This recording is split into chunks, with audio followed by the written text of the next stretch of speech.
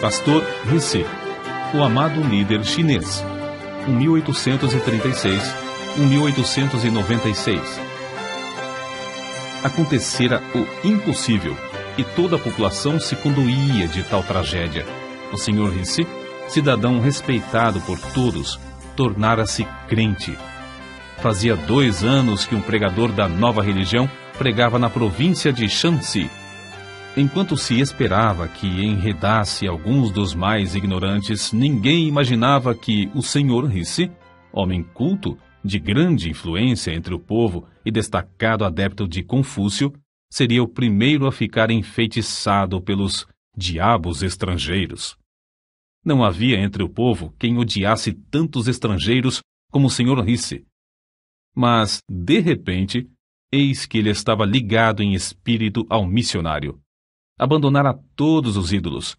Dizia-se que os queimara. Deixara de adorar as tábuas ancestrais. Não havia mais o cheiro de incenso na sua casa. E o que era ainda mais estranho, o Sr. Rissy desistira de fumar ópio. Os velhos recordavam que Shanxi fora uma das províncias mais prósperas da China e contavam como fora introduzido o fumo estrangeiro, isto é, o ópio. O vício se tornara tão generalizado que todo o povo estava reduzido à maior pobreza. Nem mesmo os mais velhos se recordavam de alguém habituado a fumar ópio que, no decorrer dos anos, tivesse conseguido libertar-se do vício. Contudo, o erudito Rissy abandonara por completo seu aparelho de fumar e parecia não sentir a ânsia que sentem os que são privados da droga entorpecente. O tempo que outrora passara preparando e fumando o ópio, ele agora o empregava nas práticas, para eles estranhas, da nova religião.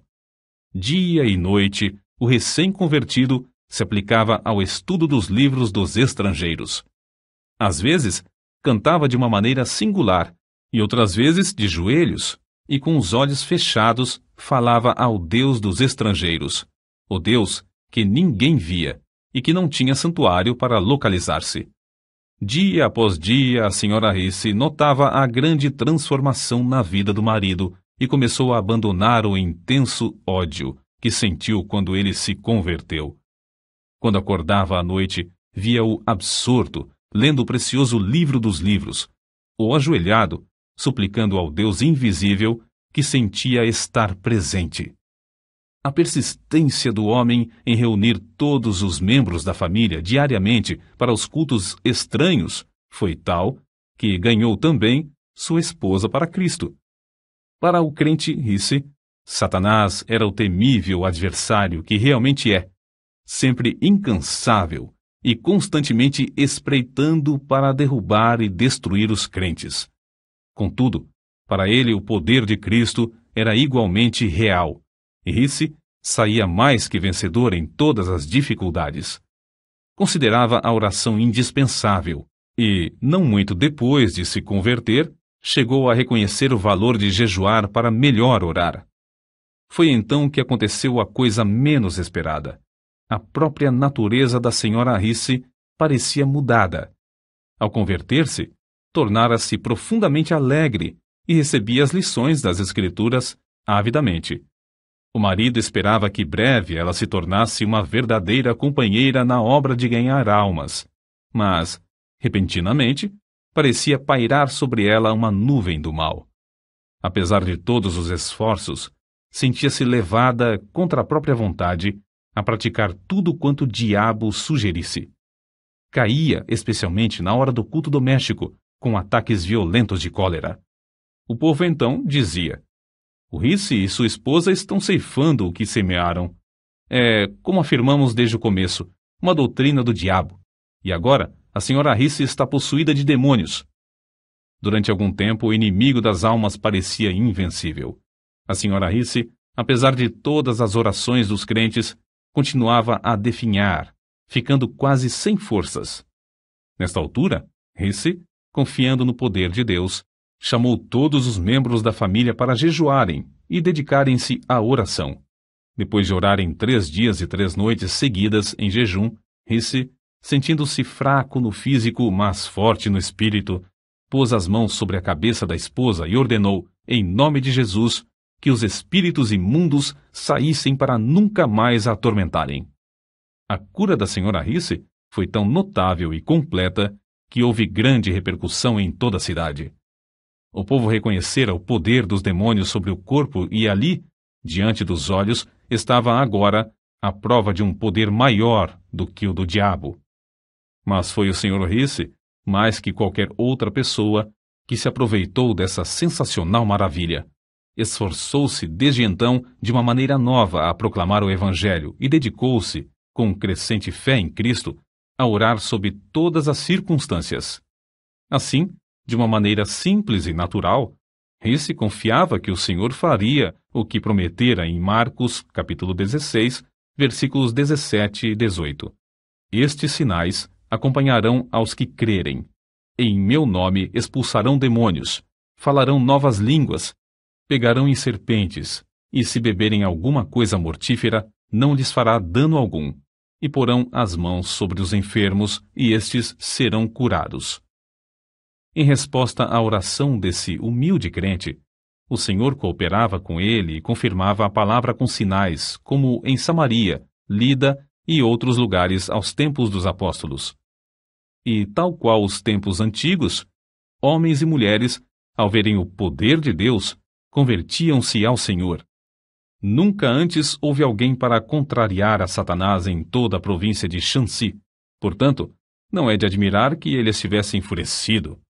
Isso também foi como nos tempos antigos. A perseguição, entretanto, se tornou mais e mais severa, até que, por fim, o povo planejou, ao tempo de uma grande festa pagã, passar cordas por cima dos caibros nos templos idólatras e pendurar todos os crentes pelas mãos até que se retratassem e negassem a fé na religião dos estrangeiros. Ora, Risse era tão prático como espiritual e levou o caso ao conhecimento das autoridades. Era novato na fé e não conhecia bem trechos das Escrituras como estes: não resistais ao mal, e minha é a vingança, eu recompensarei, diz o Senhor. Fez tão grande alvoroço perante o mandarim que este, para se ver livre do homem, mandou soldados para defenderem os crentes. A perseguição por isso fracassou. O povo, assombrado da religião dos estrangeiros, submeteu-se. E grandes multidões afluíram aos cultos. Contudo, Risse, com o passar do tempo, sentia-se descontente. Os crentes não se desenvolviam como ele esperava.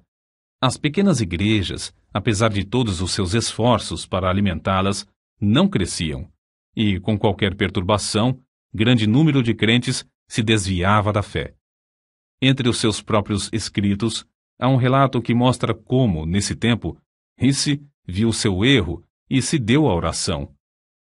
Por causa das investidas de Satanás, dormimos, eu e minha esposa, durante o espaço de 3 anos, com a roupa que vestíamos de dia, a fim de melhor poder vigiar e orar. Às vezes, num lugar solitário, passávamos toda a noite orando, e o Espírito Santo descia sobre nós. Sempre cuidávamos de pensar, falar e nos comportar de modo a agradar ao Senhor, mas então reconhecíamos, como nunca, a nossa fraqueza, que de fato não éramos coisa alguma, e nos esforçávamos para saber a vontade de Deus. Não há talvez maior prova de verdadeira conversão do que a influência sobre o próximo. Depois de Risse procurar estar mais perto do Senhor, foi eleito chefe pelo povo do vilarejo onde morava, cargo que recusou de início, porque não podia participar dos ritos no templo pagão.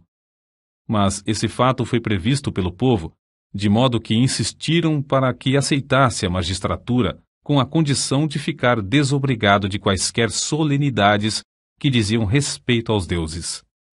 É somente ele nos mandar e nós faremos, dizia a multidão. Porém, quando Risse recusou, a não ser que o povo cessasse todas as cerimônias pagãs e fechasse o seu templo, todos voltaram para casa. Grande foi, pois, a surpresa quando, alguns dias depois, o povo voltou e concordou em fechar o templo. O erudito Risse era o único entre eles liberto do ópio e capacitado para chefiar o povo. O fervoroso crente, então, assumiu o cargo, como um serviço a ser feito perante o Senhor.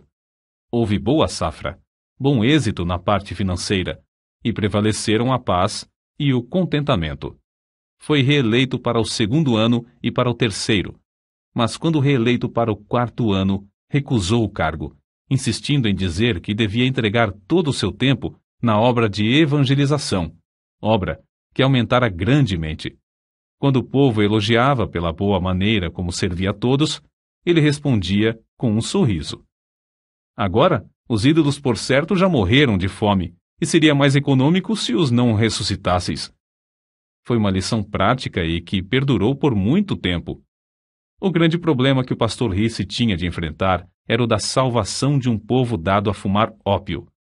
Devia haver um meio de libertar os infelizes escravos do desespero indescritível.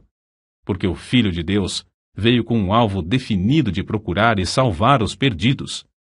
Enquanto o pastor Risse orava sobre esse problema, foi dirigido a converter a sua casa em abrigo e convidou para ajudá-lo um missionário que tinha um remédio para aliviar a ânsia dos viciados quando privados da droga. No início, somente 2 dos interessados tinham a coragem de experimentar o tratamento. Os outros frequentavam o abrigo, dia após dia, para verem o resultado. Por fim, um dos pacientes, agonizante de corpo e mente, acordou os outros à meia-noite. Em resposta às orações, o Senhor, que é o mesmo ontem, hoje e para sempre, o aliviou imediatamente. O gozo do homem que fora liberto era tanto que, um após outro dos mais interessados, solicitaram permissão para começar o tratamento imediatamente. Nessa altura, faltou-lhes o remédio importado que usavam para diminuir os sofrimentos dos enfermos. Acerca disso, assim escreveu fervoroso Risse. Em oração e jejum permaneci perante o Senhor, rogando que me mostrasse quais os ingredientes necessários e me fortalecesse e ajudasse a preparar as pílulas para aliviar os que sofriam. Para distrair os pacientes e aproveitar o ensejo, o missionário ensinava-lhes hinos e passagens da Bíblia. Realizava cultos 2 vezes por dia e fazia os interessados repetir, hora após hora, trechos das Escrituras. Quando lhes faltava outro recurso, recorriam às pílulas preparadas pelo pastor Risse, as quais faziam o mesmo efeito do remédio importado. Contudo, o fiel Risse não confiava nas pílulas, nem as fabricava sem antes jejuar e orar. Costumava, ao fabricar as pílulas, passar o dia inteiro jejuando. Às vezes, de tarde, estando demasiadamente cansado para continuar de pé, saía para passar alguns minutos perante Deus. Senhor, é a tua obra, dá-me a tua força. Era o seu pedido, e sempre voltava renovado, como se tivesse comido e descansado. Um dos segredos do incrível êxito do pastor Risse na obra do abrigo era a audácia do seu amor para com os infelicitados cativos do vício do ópio. Amor que o levou a persistir e sacrificar tudo por eles. Quando caíam em alguma falta, ou mesmo tramavam para o derrubar, suportava tudo como somente o amor sabe suportar. Quanto mais o pastor Risse orava, tanto mais Deus aumentava a obra. E quanto mais crescia a obra, tanto mais ele sentia o anelo de orar. Em vez de ficar escravizado pelas inumeráveis obrigações, deliberadamente dedicava horas, e mesmo dias, frequentemente em jejum para orar perante o Senhor a fim de saber a sua vontade e receber da sua plenitude. Certo dia, quando assim orava, o Senhor o impressionou profundamente acerca do povo da cidade de Shaocheng, que vivia e morria sem saber o caminho da salvação. Mas como podia ele abrir outro abrigo em uma cidade da qual não conhecia os costumes? Como podia arranjar tempo? Porém, enquanto orava, o Senhor lhe disse: todo o poder me é dado. Mas como podia ir sem recursos? Não possuía dinheiro suficiente para pagar a passagem até aquela cidade. Persistiu em orar, e o Senhor continuou a aplainar as dificuldades. Dinheiro? Era de dinheiro que precisava para abrir os corações e ganhar almas? Se o Senhor chamava, não supriria ele todo o necessário? Os muros de Jericó não caíram rentes ao chão sem a intervenção de mãos humanas? Assim, ao findar o ano de 1884, 5 anos depois da sua conversão, o pastor Risse era o dirigente de uma obra que se estendia de Tengitsuen, ao sul de onde morava, até Shaocheng, 60 quilômetros para o norte. Havia então 8 abrigos e um bom número de congregações espalhadas entre eles. Mas o pastor Risse não podia conter-se. À distância de um dia de viagem, ainda mais ao norte, estava a grande cidade do Rochal. Constrangido pelo amor de Deus, suplicava ao Senhor que o usasse para iniciar uma obra ali. Todos os dias, orava insistentemente por Rochal, no culto doméstico. Por fim, a senhora Risse não mais se conteve e perguntou: Já oramos durante tanto tempo. Será que agora não convém agir? Por certo, se tivéssemos dinheiro, respondeu seu marido. No dia seguinte, o pastor Risse, no culto doméstico, orou como de costume. Ao findar a reunião, a esposa, em vez de retirar-se, avançou e colocou um pacotinho sobre a mesa, dizendo: Acho que o Senhor já respondeu às nossas súplicas. Admirado e ignorando o que ela queria fazer com aquele gesto, tomou o pacote da mesa. Continha algo pesado, embrulhado em várias tiras de papel, e dentro do papel, um lenço. Ao abrir o lenço, encontrou os objetos mais prezados por uma senhora chinesa: anéis, pulseiras, brincos, grampos de ouro e de prata, objetos que lhe foram presenteados quando se casaram. Com os olhos cheios de lágrimas, ele olhou para a esposa e notou pela primeira vez a diferença na sua aparência, sem os enfeites usados pelas mulheres casadas. Não havia mais aliança no dedo e, em vez dos enfeites de prata nos cabelos, viam-se as tranças seguras por fios de barbante. Quando ele quis recusar a oferta, ela insistiu alegremente, dizendo: Não faz mal, posso dispensar essas coisas. Rochal deve ter o Evangelho. O pastor aceitou a oferta de sua esposa e sabia que ela representava profundo sacrifício. A doação foi suficiente para construir o abrigo, que logo se tornou um centro de luz e bênção na grande cidade. Depois de abrir o trabalho em Rochal, realizou-se uma convenção na qual foram batizados 70 dos novos convertidos. O poder de Deus era tal e a assistência tão grande às reuniões que foi necessário realizar os cultos ao ar livre, apesar das grandes chuvas. Como o evento se deu após um grande período de seca, os crentes não queriam orar ao Senhor para que retivesse a chuva. Certo moço endemoninhado, do abrigo de Shaocheng, assistiu a essa convenção. Quando o poder de Deus começou a cair no culto, ele se tornou violento, tentando destruir-se e ferir as pessoas que estavam em redor. Quando o pastor Risse se aproximou, o moço deixou de gritar e de lutar. E os homens que o seguravam disseram: Ele está bom. Agora está bom. O espírito já saiu. O pastor, contudo, não se enganou. Pondo as mãos sobre a cabeça do moço, orou com instância, no nome de Jesus. Houve alívio imediato, e quando o pastor se retirou, o moço parecia completamente liberto. Certo crente, comovido ao presenciar tudo isso, tirou $50 do bolso e disse ao pastor: Aceite isso. Sei que as despesas da obra são grandes. O pastor, surpreendido, aceitou o dinheiro, mas ao pensar sobre o caso, sentiu-se turbado. A importância era muito elevada e ele a aceitara sem pedir conselho ao Senhor. Retirou-se imediatamente para levar o caso a Deus. Apenas tinha começado a orar, chegou um crente apressado. O endemoniado estava mais violento do que nunca, e os homens não podiam segurá-lo. Ao chegar o pastor à presença do moço, o espírito clamou: Podes vir, mas não te temo mais. Parecias tão elevado como os céus, mas agora é baixo, vil e insignificante. Não tens mais poder para me domar. O pastor, reconhecendo que perdera a fé e o poder ao aceitar o dinheiro, dirigiu-se ao crente que lhe o dera, enquanto o infeliz endemoniado blasfemava em alta voz. Devolveu toda a importância, explicando como, ao receber o dinheiro, perdera seu contato com Deus. Depois, com as mãos vazias, mas com o coração cheio de gozo, voltou novamente para onde estava a multidão alvoroçada. O moço continuava furioso. O pastor, porém, estava em contato com o mestre. Calmamente e em nome de Jesus, ordenou ao espírito que se calasse e saísse.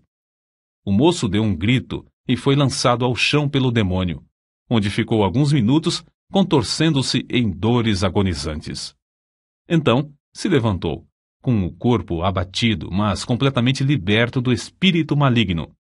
Certo missionário escreveu o seguinte acerca de Risse. O pastor Risse era perenemente alegre, servia ao próximo incansavelmente, tratava a todas as pessoas com a maior delicadeza. Nunca se comportou levianamente, nem desperdiçou o tempo em assuntos desnecessários. Ganhar almas era a paixão da sua vida. Era impossível estar com o pastor Risse sem orar. Seu instinto em tudo era o de olhar para Deus. Muito antes de clarear o dia, ouvia-o no seu quarto, orando e cantando horas a fio. A oração se parecia com a atmosfera em que vivia. E ele esperava e recebia de Deus as mais destacadas respostas.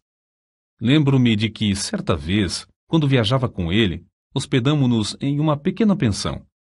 Foi procurado por uma mulher que tinha uma criança de colo enferma e que sofria muito. Homens e mulheres, em todos os lugares por onde passava, também o procuravam. Reconheciam que era homem de Deus e que podia socorrê-los. O pastor Risse ficou em pé imediatamente, cumprimentou a mulher com o filhinho, tomou-o nos braços e orou pedindo a Deus que o curasse. A mulher, grandemente consolada, partiu. Algumas horas depois, viu o menino são, correndo e brincando. Tais acontecimentos eram comuns. Nunca me esquecerei da convenção realizada em Pyongyang. Ao nos aproximarmos do local, durante a noite, ouvi os crentes chorando e orando em voz baixa. Ali estava o querido pastor Risse, juntamente com um grande número de irmãos, todos ajoelhados, clamando ao Senhor e suplicando que salvasse seus parentes e amigos. Acreditavam no poder da oração e se dedicavam à intercessão. Durante todo o inverno, o pastor Risse esteve sob o poder do Espírito e transmitia esse poder ao próximo. Quando encontravam um auxiliar passando por alguma prova, jejuava, orava e impunha-lhe as mãos. O resultado era que, geralmente, os auxiliares recebiam o mesmo poder. Nesse tempo, também havia grande falta de sujeição à palavra de Deus. O pastor Risse, porém, em tudo entregava-se à oração. No decorrer dos anos, tornou-se poderoso em expor as Escrituras. A força e a resistência que Risse manifestava sob provações físicas e mentais eram extraordinárias. Recebia virtude de Deus para realizar a obra divina. Quando já velho, podia andar 45 quilômetros de uma vez, e depois de jejuar por 2 dias seguidos, podia ainda batizar 50 pessoas sem descansar e sem interrupção. Por fim, com a idade de 60 anos, no meio da lida desta vida, Deus o chamou. Na mesma sala onde, antes da sua conversão, fumava ópio, passou alguns meses de cama, sem qualquer sofrimento, apenas com as forças quase completamente esgotadas. Na manhã do dia 19 de fevereiro de 1896, ao fechar os olhos aqui no mundo para ir estar na presença de seu Senhor, centenas de seus filhos na fé, que o amavam ardentemente, não puderam mais conter-se, rompendo em grande choro e fortes soluços. Durante sua vida terrena, entregou tudo ao Senhor. Para ele, não existia coisa demasiado preciosa que não pudesse usar para o seu Jesus. Não havia labor árduo demais, se pudesse ganhar uma alma pela qual seu Salvador morrera. Nunca encontrou cruz pesada se pudesse levá-la por amor de Cristo. Jamais julgou o caminho difícil, tratando de seguir as pisadas de seu mestre. Assim, o fiel pastor Risse foi promovido para fazer serviço mais alto, mais sublime, para estar em mais íntima ligação com Jesus. A obra pioneira que deixou em Shaoxing, Tengzhuang, Roshao, Taiyuan, Pyongyang e dezenas de outros lugares é como pujante fortaleza e como resplandecente farol, dissipando as trevas do paganismo na China. Os abrigos e as igrejas fundados nesses lugares permanecem como imponente monumento à sua memória.